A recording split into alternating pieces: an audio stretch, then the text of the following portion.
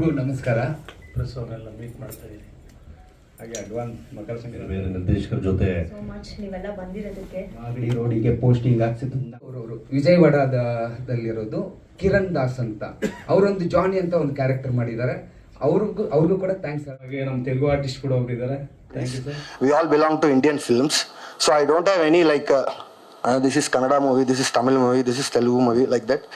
I believe that we all work for the benefit of taking forward